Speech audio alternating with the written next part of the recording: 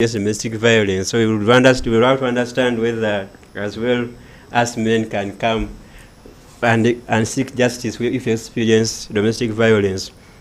In the same vein, I would like to acknowledge Mr. Julius Ojok for the work he does to enable access to justice. In my capacity, I'm forever grateful for the trial advocacy training which Mr. Julius accorded to me through Justice Trial Advocacy Uganda. However, I must share with you that unfortunately, the justice system is not allowing me to deliver the justice you tried me to deliver. I'm sure I'm not alone in this struggle because many young lawyers are, and we are slowly losing morale to go to court. We now prefer EDR as a fair alternative to litigation, but I think it cannot solve anything. Sorry, it cannot solve everything.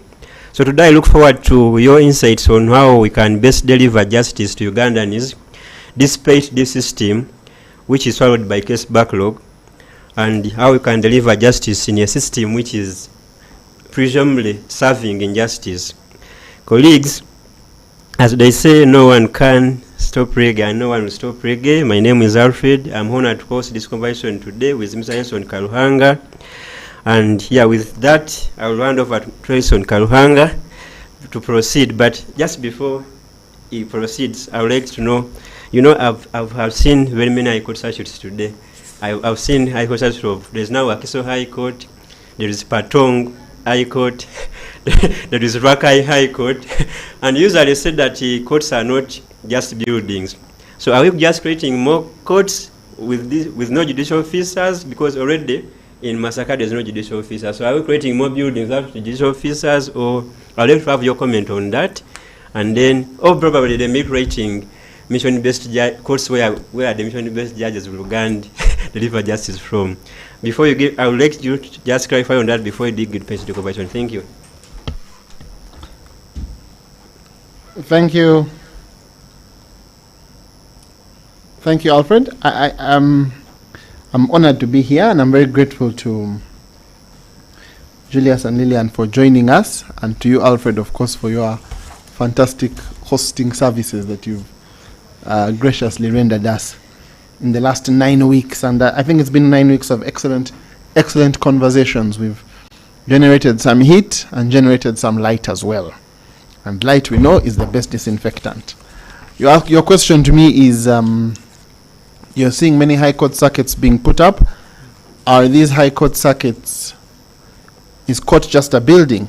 I'm happy that actually high court circuits are being put up. I congratulate the judiciary for that. I think it's a move to bring justice closer to the people. I think even more judges have been appointed. Even in Masaka, I see that at least I know that a particular judge has been deployed there, and I'm sure there'll be many other judges deployed in Masaka in the coming weeks and months. So we're seeing an increase in the manpower of the courts and an increase in the distribution of the courts. And for me, that's a good thing. The culture of the court not just being a building is also something which I think is going to have to happen. We need to start seeing electronic hearings. That being said, I think that we have a wonderfully long way to go to deliver the justice that we need to deliver, and I think the judiciary needs to adopt the Nelson Mandela mentality, that every time you climb one hill, you find that there are many more hills yet to climb. And talking about Nelson Mandela, it is a great honor and privilege to have our guests, Julius Ojok and Lillian Adriko. And I want to start with Lillian. Lillian heads an incredible organization called FIDA. It is, as Alfred said, it's like a court. So maybe Lillian, before we get into the meat and the beef of the conversation we want to have about building the trust and capacity back into our judicial system, maybe if you could just tell us a few things about yourself, who you are, what makes you tick, and tell us about this very powerful organization called FIDA. Thank you very much, Edison. Good evening to all the listeners and to the host for this great conversation. My name is Lillian Biarugaba Adriko. I serve at FIDA Uganda as their... Increase your volume, then you put the microphone.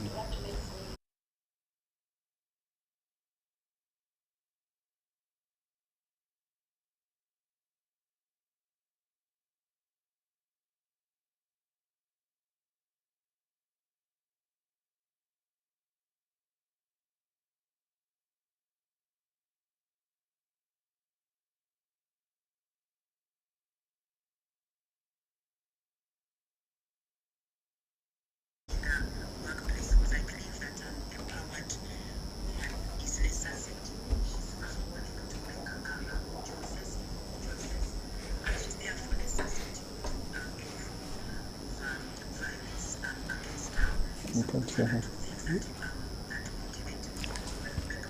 You can also increase, it's okay.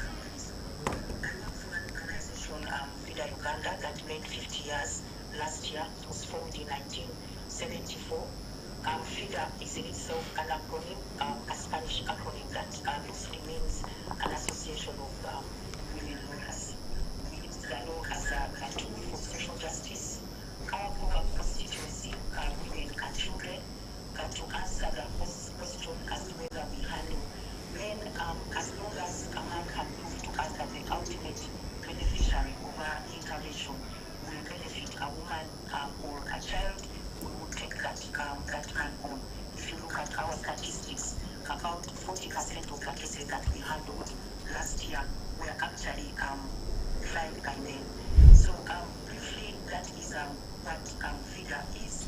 We have offices in over 17 districts across the country, but out of those 17 districts, because of the overwhelming demand for legal aid, we serve an estimated 40 districts.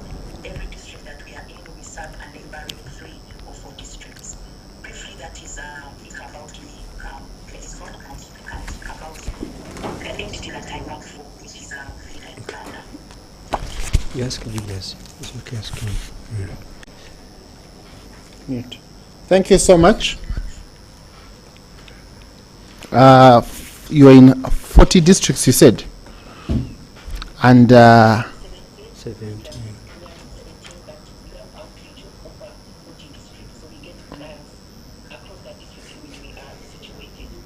okay. So while you are present in 17 districts, you are serving 40 districts.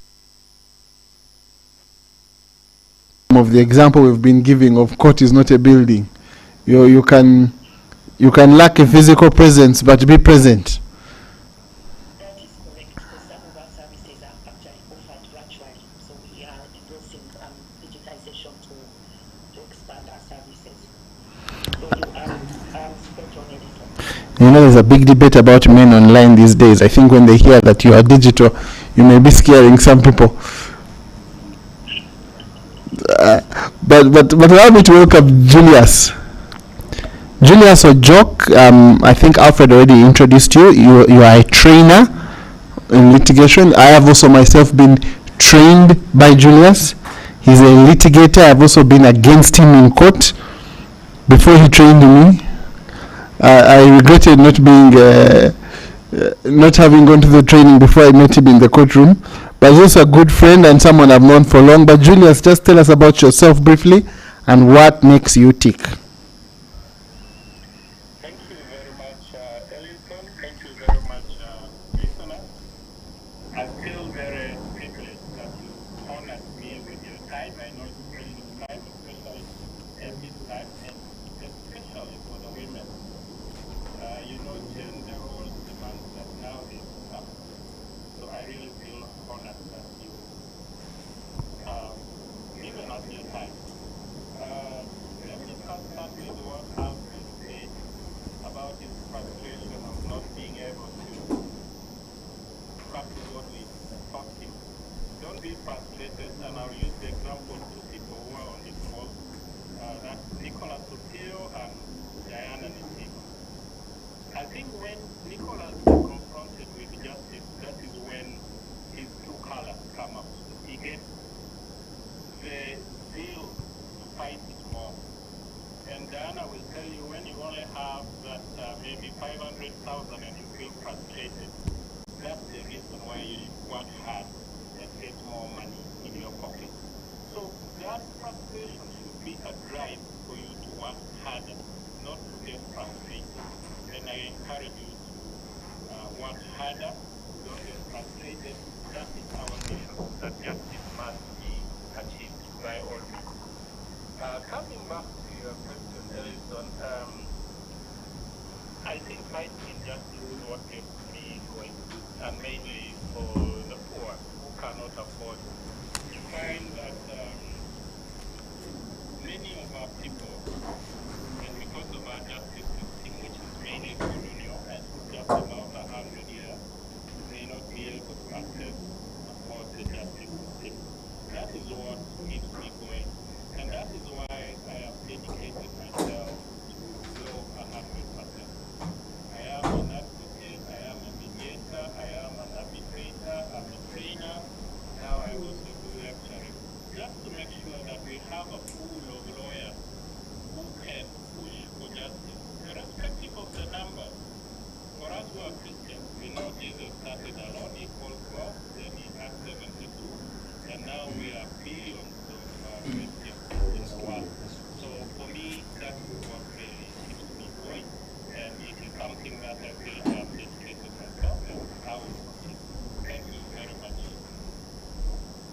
Thank you so much, Mr. Ojo. I realize you are an advocate, mediator, trainer, arbitrator. I think you are about to become a university judge. But now that takes me, if I go, I want to get one comment from one of our amazing listeners, and I want to use that comment to pose the first question to you. He noted that it's called Madame Nora. I'm sure I should be on the space today as well. She noted that the root causes of case backlog is the quality of judicial officers, absent judicial officers, and the modus operandi of court hearings. So, in my view, from our comments, it paints a picture of someone who has lost faith in the justice system. I understand you have worked very many years trying to deliver justice. I would like to have your comments on the quality of our judicial officers and how you can address it. And in doing that, you give us what you think is the state of the bar and the bench, the current state of the bar and the bench. Thank you. Thank you very much, Alfred. I must say I am happy that the state of the bar has greatly improved from the time I joined the bar in 2006. When I joined the bar, we didn't have very many specialized lawyers. You could only find them in the practice. But now you have a lot of lawyers practice who are specialized, whether you go for criminal, you go for tax, you go for environment, oil and gas, and I am increasingly seeing lawyers bringing themselves practice who are specialized, whether you talk of criminal, you talk of tax, you talk of environment, oil and gas, and I am increasingly seeing lawyers dedicate themselves to only one aspect of the law, not being jack of all trades. And to me, that is a positive thing. I have also seen a tremendous increase in the number of lawyers we have now. And at the LDC, for the first time, we have 2 intakes of about 1,600 students who want to become advocates. We will, if all these people are out there practicing, improve the justice system. I have also seen many lawyers partner with external law firms, and this is a testament to their ability and their integrity. They do tremendous background check in order for you to partner with the law firms outside the country. And if we can have lawyers do this, it is really a positive step to the state of the bar in Uganda, for which I am increasingly seeing that being done, whether within Africa or within the entire world. That shows to you that our bar is increasing in capacity and ability, because some of those networks provide trainings to our lawyers which make them improve the capacity. It also means that we are supporting the economy. If you look at the traditional thinking of a lawyer, it was all about litigation, but lawyers have diversified. I know of lawyers who only practice employment law and they only advise in-house counsel. I know of lawyers who now do oil and gas without doing anything. So it means that the bar is now offering diversified service to our economy. I must sadly say, I am like you, I get frustrated by a few but loud lawyers who lack quality and decorum. You find when we joined the bar, you wouldn't stand up when there was a senior lawyer, and we knew them all. But these days, it's very rare that a young lawyer will wait, and they are capable of even shouting at you. This is not the decorum of a member of the bar. It is really unbecoming, and I feel something should be done about it. And if we don't do it sooner or later, we will have a big problem at the bar. We'll become a marketplace and people will laugh at us. Our strength to the public is in the way we hold ourselves, and I think that is very important. So that is what I can say, but also I have increasingly seen the engagement between the bar bench, which has helped bridge the gap between the bar bench. It used not to be like that, and it used to be a bit confrontational, but now there is a lot of those meetings where we are able to iron out some of those issues that may come up between the bench and the bar. So that is the state of the bar as I can describe it now. Thank you. So the state of the bench as it is, especially for a comment on the quite thank validity you. officers. You made I would also like you you painted a good picture of the have state your of the comment on bar, that. but Thank you. I think you forgot.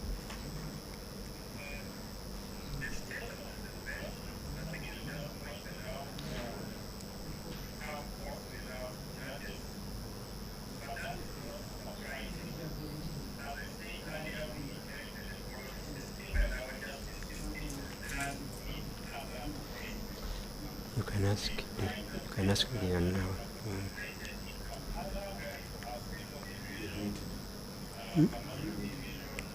Admitted.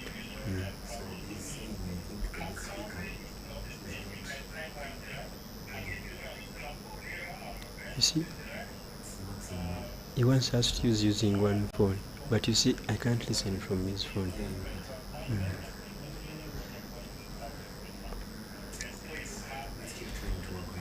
Okay. The lawyers have been complaining because he is on special assignment and recently he got appointed out of the country. And so you have a huge backlog and there is no one to handle. Each time you go to court, the clerk has to take you either to the registrar or the clerk will give you a date himself. When I was involved with the judiciary on drafting the mediation rules of 2013, the judges of the commercial court had 360 cases average to handle. Now it is huge. I was having a chat with Ellison and we were saying, you see, like in Gulu, the judge has 1,500 cases. Now, I don't know how many years he has to work daily to finish that backlog. That becomes a serious matter. We have seen a tremendous improvement in appointment of magistrates. What is disheartening, however, is that you find somebody who has not practiced law is being appointed to the bench. And then you begin to wonder how they will handle the matters which are filed before them without experience. I want to believe that there should be some level of experience because you are handling quite serious matters when you join the bench. And so some level of experience for magistrates should be there, just like we have for judges. So it is important that we have that. And also, increasingly, we are seeing cases of lack of decorum by the lower bench, emotional outburst, some unethical conduct which should not be exhibited by the bench. A member of the bench should always be calm, collected, and decide based on reason and logic and not on emotional outburst. And so I think the appointment of magistrates should be rethought and they should be given some level of experience to enable them, whether it's grade 1, to enable them exercise that role better. I don't think that the induction of 2 weeks is enough for them to sit and decide cases as they do. I thank you. And I think that takes me to... Thanks a lot, Julius. I think the points are well hit. And I think that takes me to Lillian. You're looking at the sort of things we are hearing. And access to justice intersect with trust in our courts. If our courts are overburdened, overwhelmed, rude, how does gender issues and access to justice, how do they intersect with trust in our courts?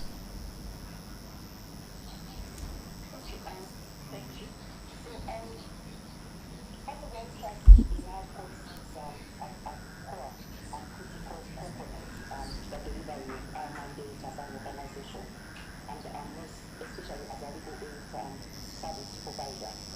Our clients should experience fairness and efficiency as core tenets of their trust in the court systems. And just to note that all the issues that my colleague has mentioned, fairness and efficiency as core tenets of their trust in the court systems. And just to note that all the issues that my colleague has mentioned, delayed justice, for example, disproportionately affects the poor and vulnerable, and amplifies their inequalities that we are constantly seeking to address as an institution.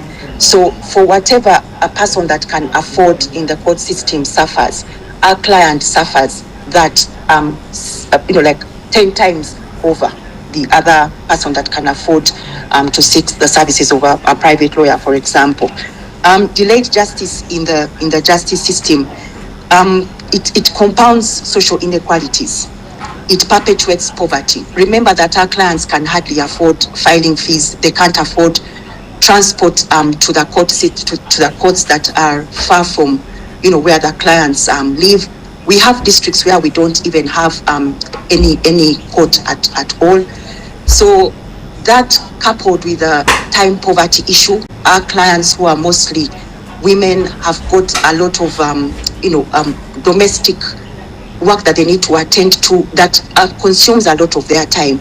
So when you look at all these things and look at what happens when justice is delayed, we actually end up making these clients poorer than they were when they came to first seek the services from us. So our clients are also, in a way, or in very many ways, affected by the delayed.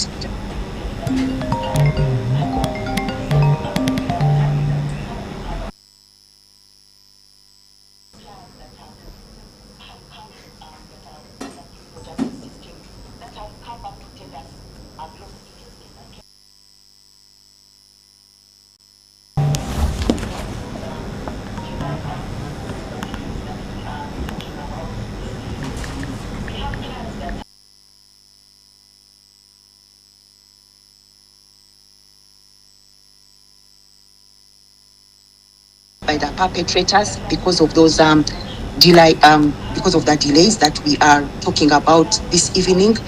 We have clients that have been compromised by perpetrators. We had a client that whose case we were following up, that was a victim of trafficking, that was paid off $1 million shillings. Her witnesses were also paid off. So in a way, this delayed justice, it kind of perpetuates what we call there's systemic issues or systemic graft that arises. It's opportunistic graft that arises as a result of this delay. So a client seeking custody for her children from an abusive parent, or a client seeking a maintenance order for her children to go to school or for health support, time is of essence for this client. And remember that they are living below the poverty threshold. So this support and services that they are seeking from their partners and or spouses is all that they are depending on. So while we've seen increased effort from the family justice system to handle these cases expeditiously, but like my colleague has said, the case backlog is way too high. We saw that there was a case backlog that was inherited from the last financial year of over 42,588 cases. That puts it to about 26.8%. It would need a person that is, you would have to have supernatural powers to be able to handle these cases, to handle all the cases that are before you, deliver fair and timely justice to the clients that are seeking justice in your court. We've also as an institution, we've been lobbying for specialized gender-based violence services for gender-based violence survivors. And we see the effort from the judiciary, the effort to pilot some of these approaches in some courts, for example, in Masaka, in Gulu, and in Nebi. But what we are saying as an organization is that this is not sufficient, and that it should be rolled out to all other courts so that it becomes an institutionalized practice. We've also experienced through our prison interventions, we've seen that about 70% of the inmates are living below the poverty threshold. And for these clients of ours that are put in for sometimes trumped up cases, for sometimes keeping them away from land that is being grabbed from them, when they come out after prolonged periods in the prisons, they find their land gone, they find their homes gone, and they find their children have also been taken away. So they are left powerless because of the prolonged stay in the prison settings without access to bail applications. On average, a land case takes about 5 to 10 years within the system. That is way too long. It ties up the economic activities of the land users, and it perpetuates in a way poverty, because when there are no injunctions, you're not able to use this land. If, for example, you're not able to obtain an injunction for you to continue using the land, then you are denied usage, and these women survive mostly from tilling this land. They are not able to survive or to look after themselves and their children. We obtained an injunction for a client of ours in Luwero for a 3-acre pineapple farm, and it meant the world to her because of that temporary injunction, because she was able to harvest her pineapples and she was able to dispose of them and look after herself and her family. So imagine if we had not obtained that injunction in a timely manner, what would have happened to that client of ours. So briefly, those are the intersects between gender and trust within the institution. Not to mention the issue of fairness. We, for example, had cases of where we are terminating marriages, where we are trying to dissolve marriages and are looking to have property that has been obtained during the subsistence of that marriage. And there is always a bias. I don't know whether it is conscious or unconscious. We find our clients having to produce evidence that they contributed to this matrimonial property, but this is not asked from the men. So that is not a fair system. It's not a fair court before which we appear to get some kind of equality. And what we've agreed to do or decided to do as an institution in those sorts of instances is to file strategic interest litigation cases so that these issues are addressed at strategic level, and where need be, laws and or practices are amended to ensure that gender. Telling us about the 42,588 cases are cases which are pending in the system 2 years or more. In South Africa, for criminal matters, we were told on this, we had a guest from South Africa who told us that backlog was 9 months from plea. If the case has not been finished within 9 months, it would have been backlog in criminal. And in civil matters, I think 6 months from the filing of the last pleading, from the close of pleadings. So mediation, everything should have happened, the trial should have happened, and a decision would have happened within 6 months. And if it's not within 6 months, it's classified as backlog. That actually means that 100% of our cases here, I think, are backlog. And I think what you're saying is it disproportionately affects the poor. Poor people have become poorer. People are abandoning their cases.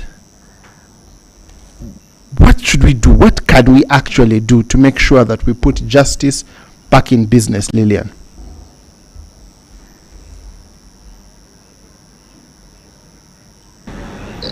People are abandoning their cases. What should we do? What can we actually do to make sure that we put justice back in business, Lillian?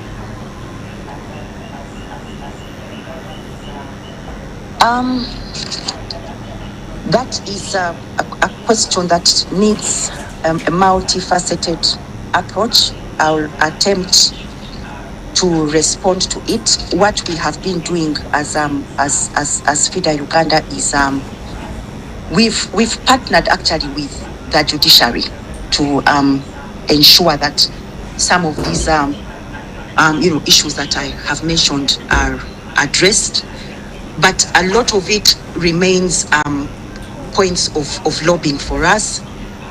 For example, one of our core mandates as an organization is we lobby for legislative and practice reform to ensure that the work that we are doing happens within an enabling environment.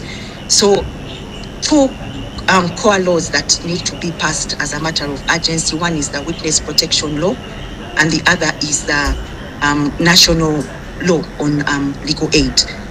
Two laws that will help us deal with some of these systemic issues, but also laws that will ensure that there's witness protection, that people do not merely abandon cases, that you can sustain a case for a certain period while we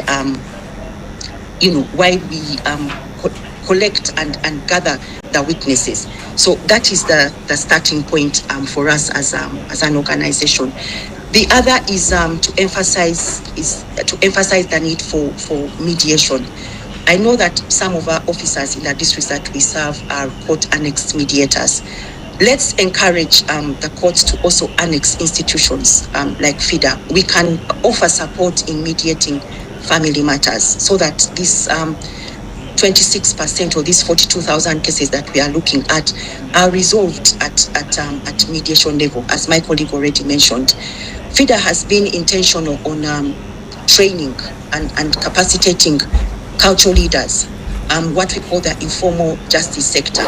While there's a bit of controversy around this, I think the Kanyamunyu case attempted to explain that the informal justice system that is restorative in nature, and the formal justice system that is mostly viewed as adversarial, that the two can exist alongside each other. So let's invest some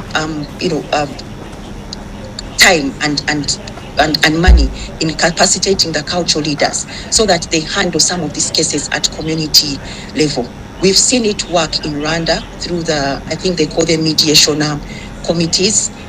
They are facilitated, they're given airtime, they've been given health insurance, and they are finishing some cases at that level. And then there are the non-conventional methods where we should encourage courts to allow self-representation.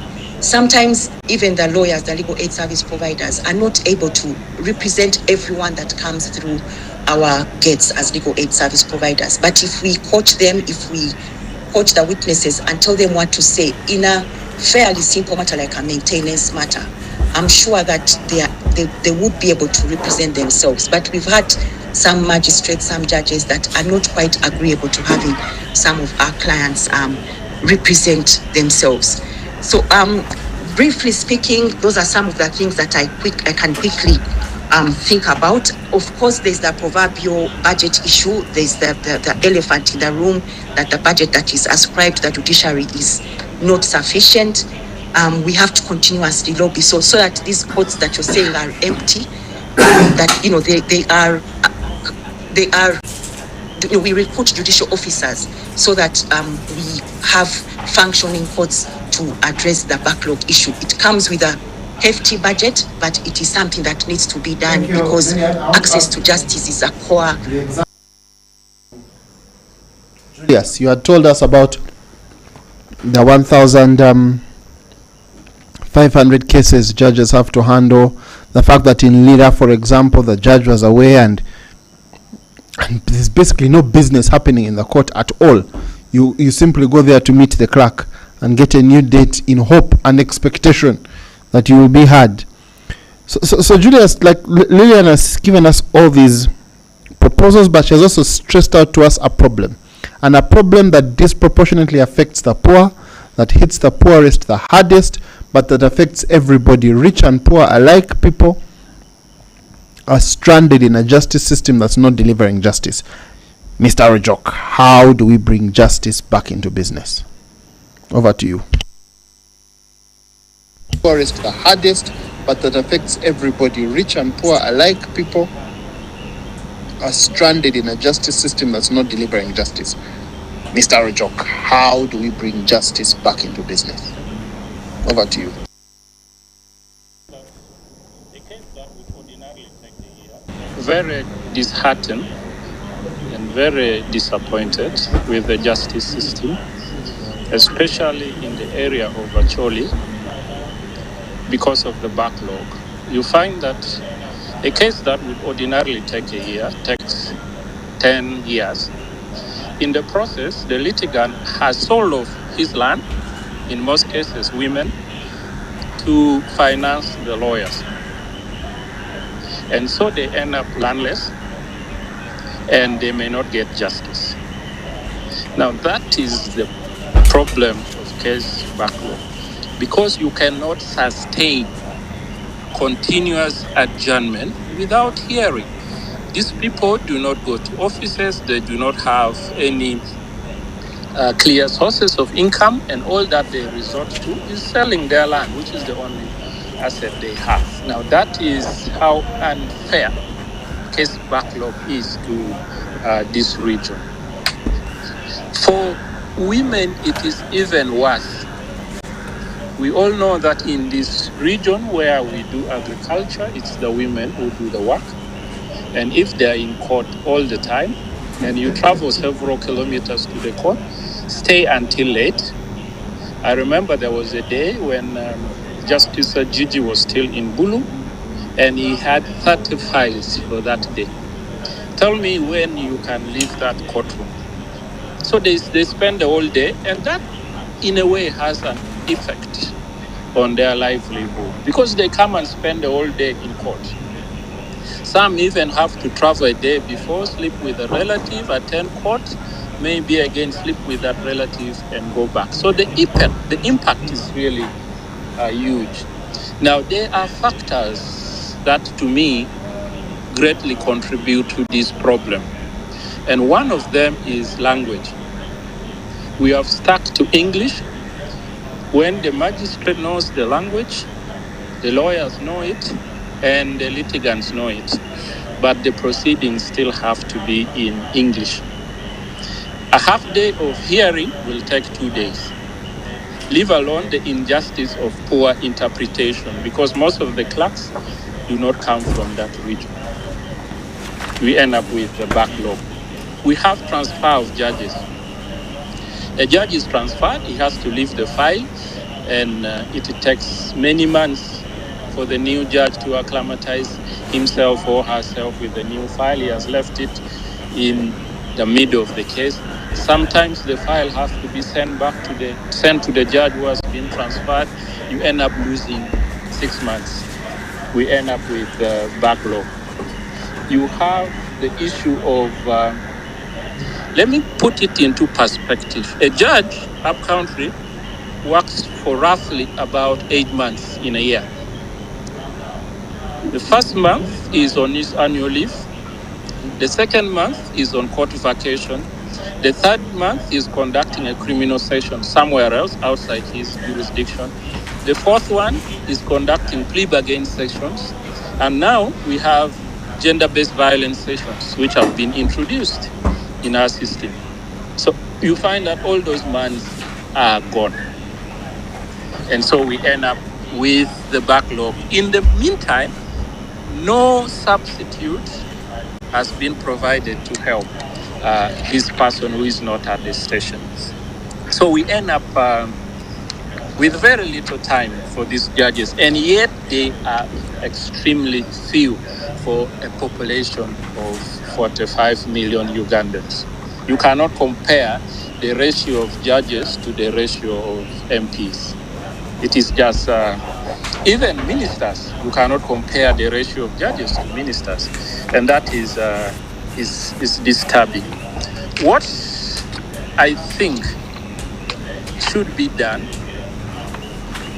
one, we need to have specialized judges. And that is one of the reasons why we have backlog. Some judges are appointed from the DPP and they come to the bench and they fail to handle civil cases.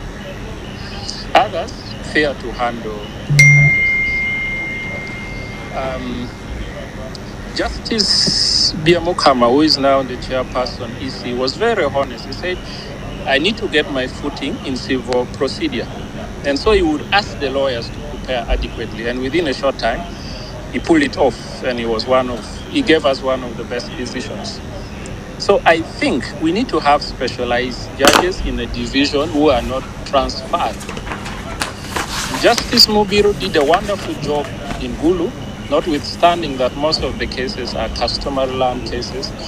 But if you look at his appeals from his judgment to the Court of Appeal, most of them are on customary land cases, which is a challenge. Because in order for you to understand the custom, you require a bit of time, and some of the lawyers are not schooled in the custom, and that becomes a challenge. And so having judges who are specialized, stationed in a station, and they are able to hear cases without transfer and disorganizing the cases would do us a great justice, even avoiding the case backlog. Having the litigant express themselves freely where the judges can hear and record directly, not taking that much time in the recording process, would also do us a lot of justice. And then appointment of judges is also, in my opinion, something which will do us a lot of justice. If we appointed magistrates who are competent, we will not have this many appeals in the High Court. Building on your challenges, which I really share So with you for as me, well. I think those are some of the There is a growing reasons trend that we of can use to fight things this. of judgment or notes, and people really said that it as well caused to delayed and denied litigants justice. That you see, one can wait for judgment for years because the judicial officer said that the judgment will be on notes. So when it's delayed, you are torn between pushing for it or waiting until it is delivered, because if you push for it, you think the judicial officer may be biased and deliver it when it's not in your favor, but maybe if you would have waited for it, it would have been delivered in your favor. If you wait for him on his own initiative to deliver. So I would like to have your comment on this trend of judgment on notes, because most judgments, when they saw notes, it will take another 1 or 2 years what being delivered, and then within that time you don't know, you are not sure whether you should really push for it or you should just avoid and wait on until it is delivered.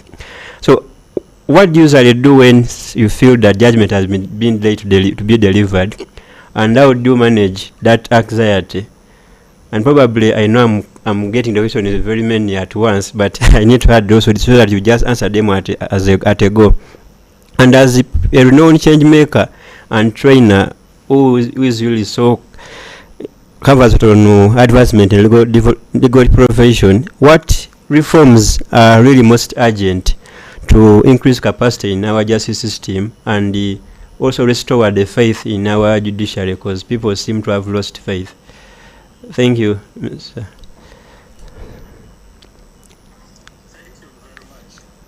Are really most urgent to increase capacity in our justice system and also restore the faith in our judiciary, because people seem to have lost faith. Thank you. Thank you very much. My humble opinion is that we don't require much reform. Most of these issues, we already have them as guidelines or on our statute books. On the issue of delayed judgment, the policy of the judiciary is that judgment, I think, should be delivered after not more than 3 months from when the case has been closed. So the judicial officers really have no justification to delay judgments. The only reason is there's case backlog and the rest. I want to be very clear on this, that most of the delayed judgments are avenues of corruption.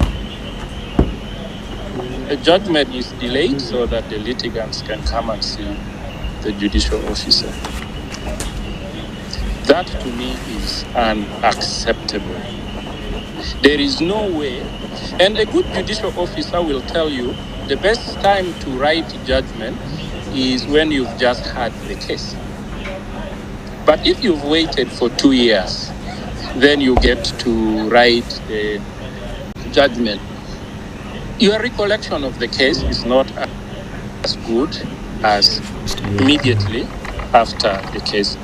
We have had issues of grave injustices where judicial officers retire and they are left with very many cases which they have not written judgment.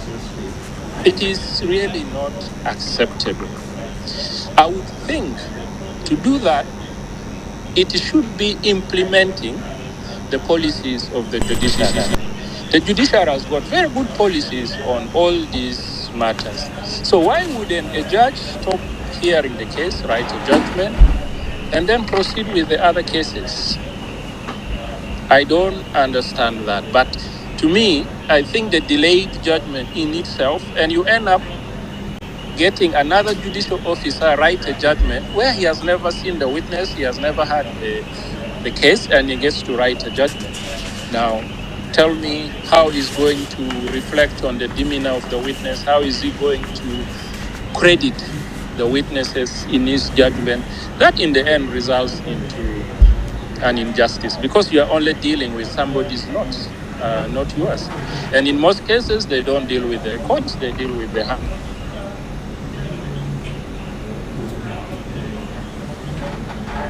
on notice. I have had a case which was adjourned about 6 times for judgment.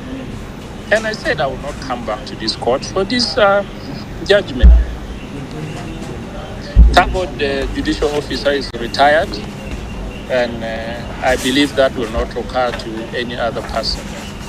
So for me, that is a big problem, and we need to tackle it concertedly through bar bench approach, that if a case is due for judgment, let the parties have their judgment and they move on.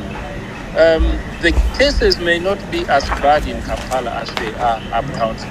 And so we need to have a candid discussion between the bar and the bench to make sure that they resolve that. The bench need to have a candid, honest, and accountable conversation to make sure that they stick by their policies of writing judgments within the period that they have given. There is no need you hearing many cases and not delivering justice.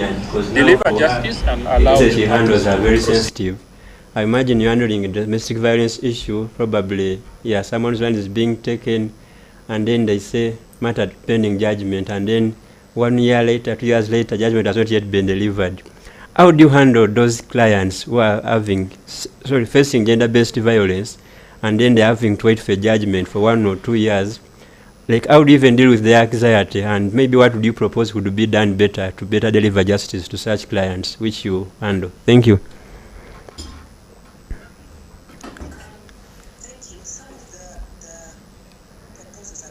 No, 2 years. Like, how do you even deal with their anxiety? And maybe what do you propose would be done better deliver justice to such clients, which you handle? Thank you.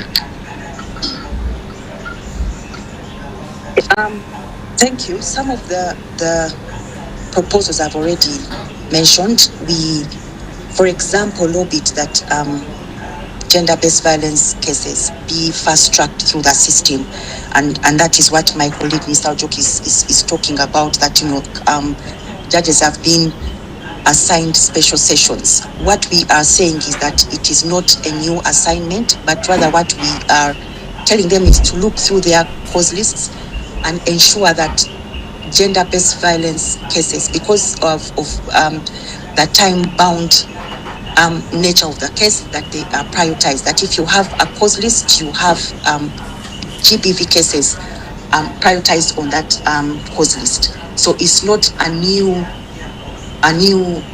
assignment. You're not moving judges from one court to the other, and as a result causing backlog because you've assigned them special sessions, but rather that judges handle all these cases as they come through their courts.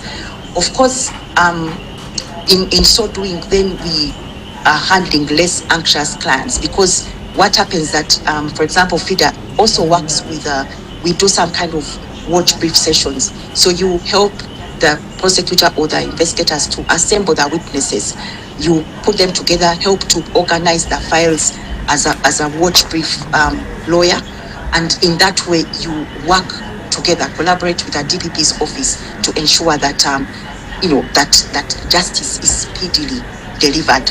So that's one of the approaches that we have used, because we are not blind to the case backlog. We are not blind to the fact that judges are overworked. That is an honest conversation that we must have. Yes, there's inefficiencies to a certain extent, but they are very greatly under-resourced. The courts are under-resourced, where you're supposed to have 2 judges, you have 1 judge. So that is one of the approaches that we have used. Of course, the other is to lobby through the different platforms that we are given access to for appointment of judges in specific courts. For the longest time, we had only 1 judge in Luero. We've had an office there for the last 10 or so years. And what we've been lobbying through the various platforms is to appoint another judge, so that the case backlog as it was then is reduced and it is better handled. And I'm happy to note that that has been done. But what we are also saying is, as an institution, is that we need not lobby for some of these things, that the planning departments within the judiciary, within the various departments, ought to see the gaps and plan and budget for them adequately. We are alive to the budget constraints, but this is a key, access to justice is key to unlocking. It's a bedrock of actually all the other rights. So we must ensure that that part is working well. The other approach we have used is to knock at the judges' offices at their chambers and bring our clients' matters before them and say, this client, this is the issue, that matter has been in that system for so long. And in so doing, in having an honest conversation with them, some of the cases have been prioritized. But it's very dangerous to rely on goodwill.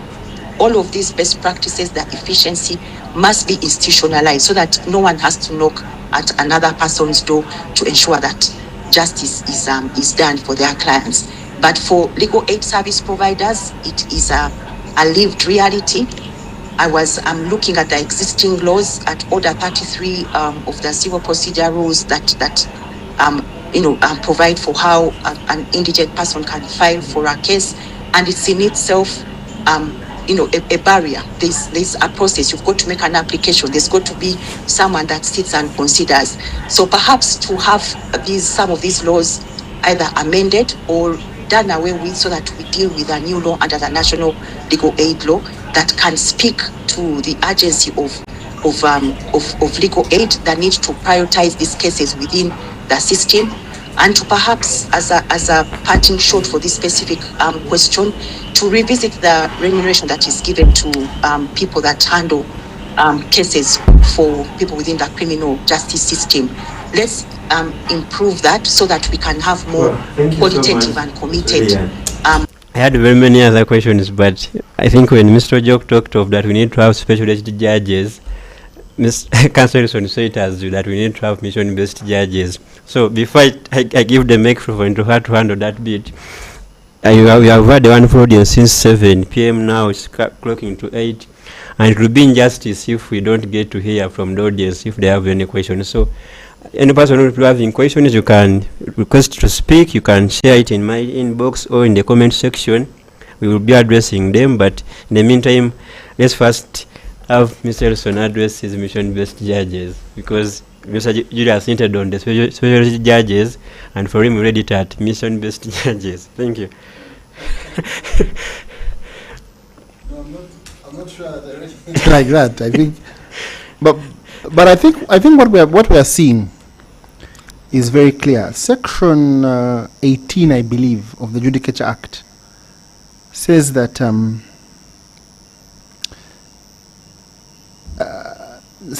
the judges shall, having regard to the business disposed of, shall, I think the language is, so far as is reasonably practicable and subject to vacation, sit continuously for the trial of civil and criminal causes. And you've just heard that there is a month for leave, a month for vacation, a month for session, a month for plea bargaining, a month for gender-based violence, and then and yet all these sessions, the court should, as much as is practicably possible, the court should, as much as practicably possible, sit. And the judges are overwhelmed. They're having all these sessions, they're having to do all these things, and they're completely and totally overwhelmed. So my question really, it's not even a question. What we've been arguing in these judicial service conversations over the last few months, there is a certain reserve force of the judiciary called the lawyers, and that the lawyers are provided for under Article 142(2) of the Constitution. It allows, in the event that the state of the business of the court so requires, it allows for lawyers to come in and help. Now we're here, the poorest are hit the hardest. Poverty is increasing. Economic challenges are stagnating. Perpetrators are being encouraged. The court is adding double injustice to victims, despite the best effort of judges. I mean, you're talking about, Julia said there's a challenge of backlog in Acholi. I guarantee you, as a person who has traveled this country and the courts, that there is a challenge of backlog in the entire country. And we're having a backlog census coming up. So the idea, Julius and Lillian, that we've been pushing is this. We've been saying, can't lawyers be brought in on a very temporary basis to sit down, hear these cases, and get out? And what's your view? They don't become judicial officers for life. They don't get the car, they don't get the bodyguard, they don't get the pension, but they come in, they do the business of the court because the business of the court so requires. Maybe I'll start with Lillian. Your take on our Article 142 solution.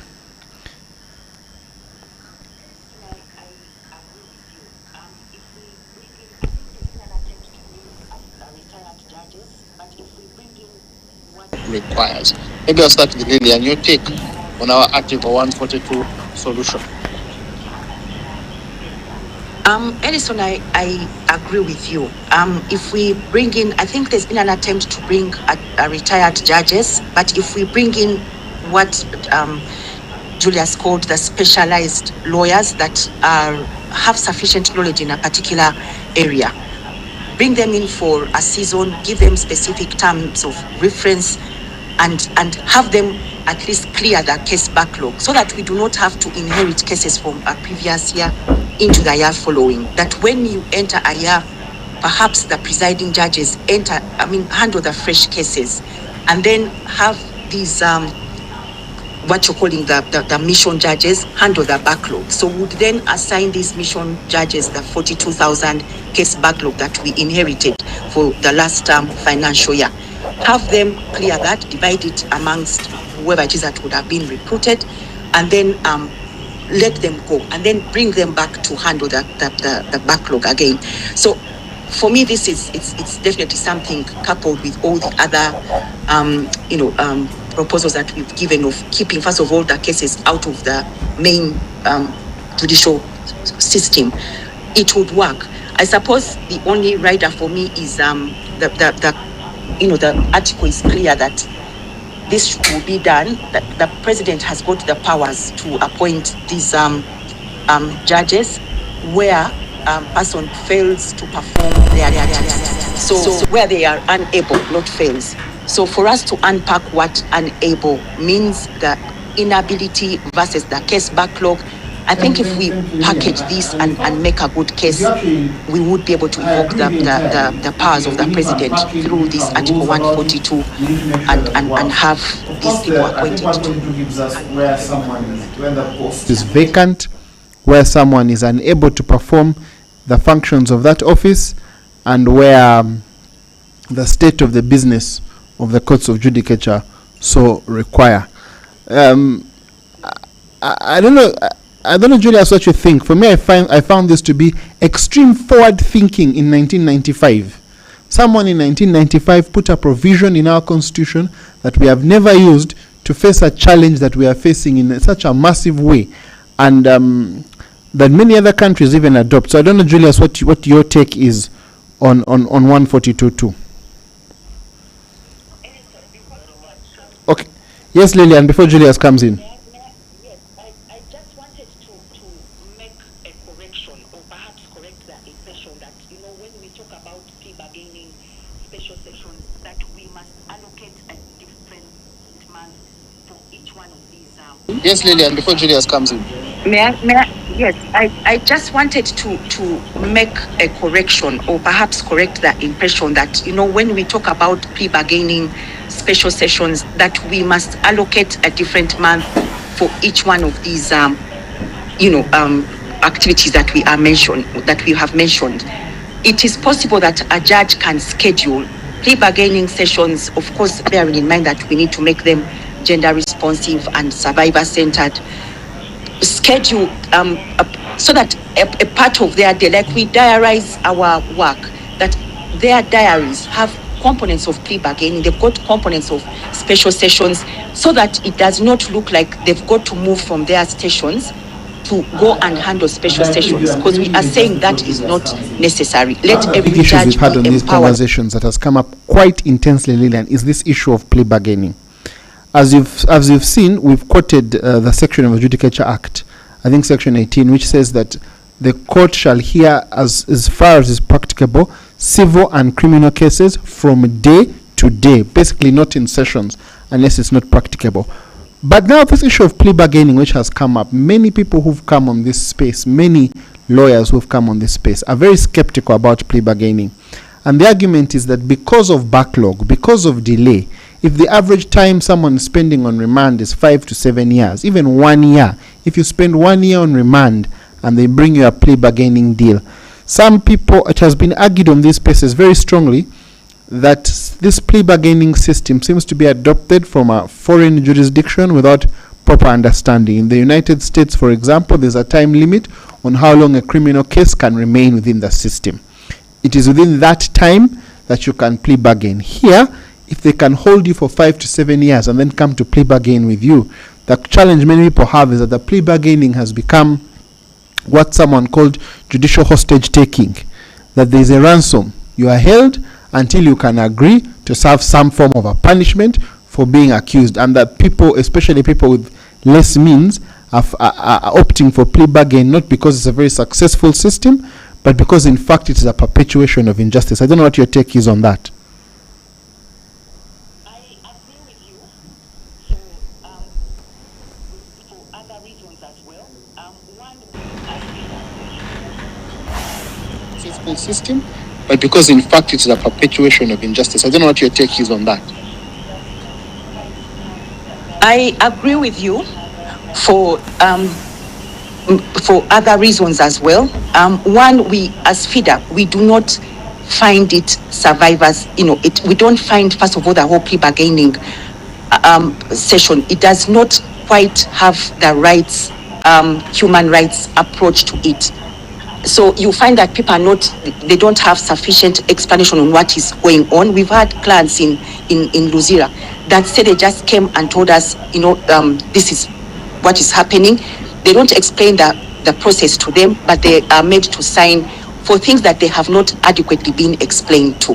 So that is one. Doesn't have a rights-based approach to it. The other is that because your kind of, the end goal is to decongest the system, you get these people out of a system, but without putting due consideration to the affected persons. If it's a GBV case, the person who was raped, there is very little consideration. It's now that after we kind of agitated and we had a lot of conversations with the judiciary, that the process was changed a bit to make sure that it is, that it puts the feelings, it puts the right of the person who was violated into consideration as you're negotiating with a perpetrator.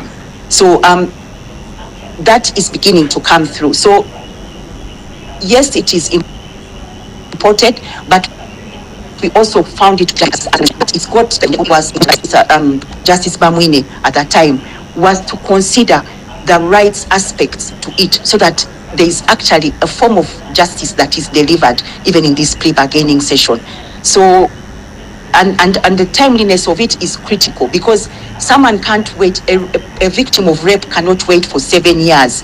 Then after 7 years, you tell them that, we negotiated and this person has been given 7 years, and I don't know, they had already served X, Y, and Z. So it had very many issues. But I have to also say that some of them how have we been can progressively really addressed. ensure that our courts hear civil and criminal cases day to day, and that people who are under the judicial system becomes a judicial service, that our courts start to serve the public. And one of our ideas, as we've said, is Article 142, Clause 2, which provides for three things: where the office of a judge is vacant, where for any reason the judge is unable to perform the duties of his office, and where the state of the business so requires. Someone pointed out last week, actually I think it was the ULS president, who pointed out last week that this provision even takes care of a pandemic. In case people went into a judicial conference and they all got COVID, you would be able to bring in place immediately mission-based judges. So I don't know, Julius, what's your take on this? Thank you very much, Ellison. In case people went into a judicial conference and they all got COVID, you would be able to bring in place immediately mission-based judges. So I don't know, Julius, what's your take on this? Thank you very much, Ellison. To start with the plea bargain, as a ADR practitioner, I really support plea bargain. For the first time, I think prisoners reported that we have more convicts than those on remand, which is a good thing. However, the challenges remain.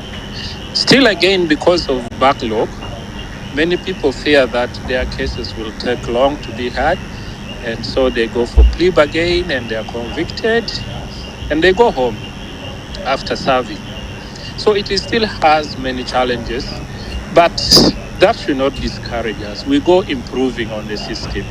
I really congratulate the judiciary for that initiative. Having said that, with all fairness to the judges and the judiciary, not all backlog is caused by the judges and the judiciary.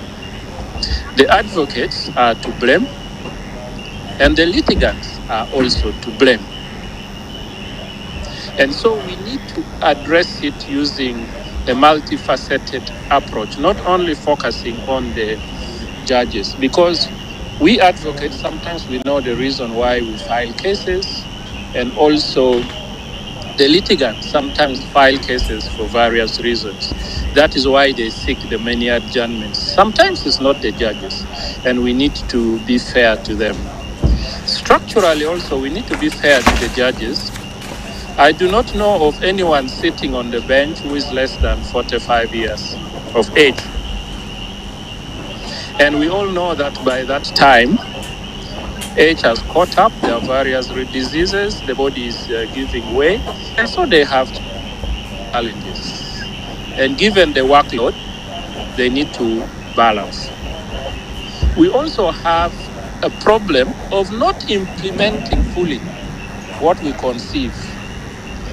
We conceived the idea of mediation in 2003 and was rolled out to all the courts in 2013.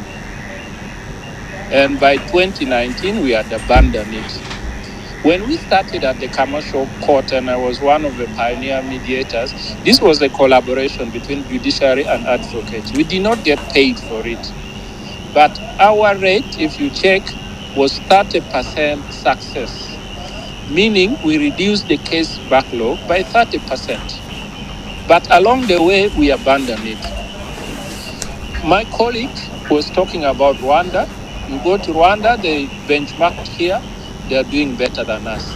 You go to Botswana, they benchmark here, they are doing better than us. In jurisdictions where we benchmark from, about 95% to 98% of the cases are resolved on mediation. So we need to fully implement and avoid giving up very shortly after we've come up with very good policies. Just to comment on the GBV sessions, the criminal sessions are more than the GBV sessions. In fact, the GBV sessions are of recent. They are not that old. And so it's just a subset of the plea bargain and then the scheduling of the cases before the judges in the High Court. And now I think it has also gone to the magistrate courts. So the criminal justice system is wider than the GBV cases. On Article 142.2, we need to stretch our mind. Before the 1995 Constitution, we had acting judges. Under the 1995 Constitution, we've had acting judges. In fact, there were consultations whether Justice Benjamin Odoki could be appointed as the acting Chief Justice. Several judges were appointed on an acting capacity. Justice Remy Kasule was appointed on an acting capacity in the Court of Appeal and Constitutional Court after he had retired. So we have precedents of appointment of retired judges in an acting capacity. What has not been tested and what has not been done is appointment of lawyers, which I think it is a very good proposal that you have made, and it should be tried. By having these lawyers appointed, my colleague has already appointed, the bulk of the cases are carried forward. In the upcountry cases, in the upcountry circuits or courts, you find that about 25 to 40 cases are filed annually. But the backlog is a lot. And so if we can have lawyers come in on a temporary basis, because Article 142.2 says they can be appointed for a limited period or for an open period until it is revoked. So in this case, we could appoint until the case backlog is dealt with, then they go back to their private practice. Of course, all this is at the advice of the Judicial Service Commission to the President. So in my opinion, the engagement should be with the Judicial Service Commission to do the recruitment and advise the President to appoint this. The issue has always been cash, allowances, that it is difficult to support a judge. As I said, when we started the mediation process, we did it voluntarily or gratuitously without any pay.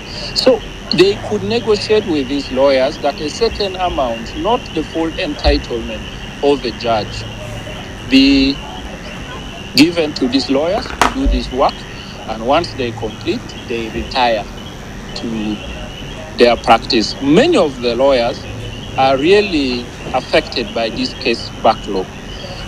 Many of our banks are affected by this backlog. If you recall the formation and the founding of ICAMEC, I think it was client-led, that they felt that the arbitration was not serving them well, and they came up with a solution. So I think we need to engage the Judicial Service Commission and Ministry of Finance so that we can see and get a moderate budget to support these people and they do the work. I am also increasingly seeing senior lawyers take on state brief in upcountry courts. And so I think this is something which can be worked out, especially between the executive and the judiciary, because the bulk of the case is carried forward. Usually when you get stuck in a jam, you have to get a traffic policeman to come and clear the traffic, and then the traffic will continue normally. That is where we find ourselves as the judiciary. We now need policemen who will clear the traffic so that the traffic should be moving normally. Assuming a judge had only 25 cases, wouldn't he be able to hear one case on a day-to-day basis? The same statute book says for somebody on remand, it should be brought to court every 2 weeks, and the case must come up every month. But that doesn't happen. Sometimes it takes 2 months, sometimes it takes more. So I think that is a very good interim measure to resolve this problem of backlog. We get lawyers of integrity, they are appointed, and then they do the job. Thank you very much for But I your think comments we and need to have the discussions. engagement Would with love the for you, but Service time is Commission not on our side. so that So I we would can like see to how we just get them on board. read some few comments and one question from the audience. I think one comment from Mr. Sentumbo Yasin, he says, how I wish these public engagements would continue. When you listen to Mr. Julius, you discover that no court is safe, where we have lost as a country. Why can't we explore the alternative, which is mission-based judges? Things are handled that. Then another question I've got is from, actually I've got a question from two people, but it's the same question. It's coming from, this is Joy Imbabaza and Simon Nyakojo.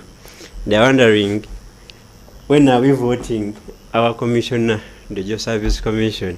Because they saw today people were being sworn in as regional Job Service Commissioner, like, hey, we thought, what is happening?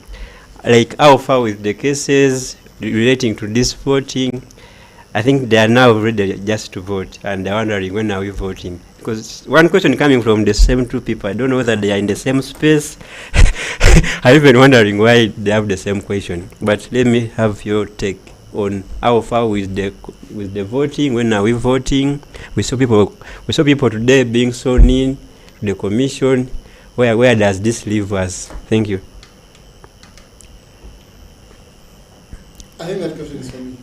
I am sure. Yes, it is for you. Exercise. Yes, it is for you. Actually, the of them just said this on this, and as I said, this was from Joy and Simon. I don't know whether they're in the same space, but it is for you. So maybe before I answer the question from Joy and Simon, allow me to thank Lillian and Julius for really taking their time off at short notice to come here and help to develop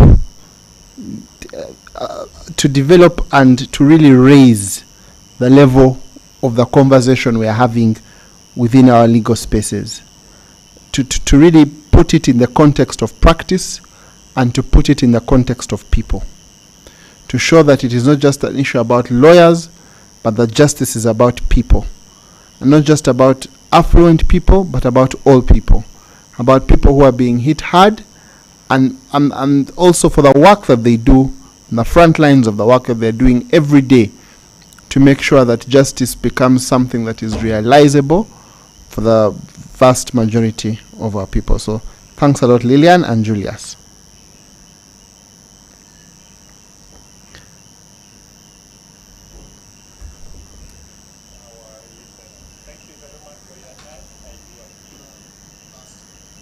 Of our people. So thanks a lot, Lillian and Julius.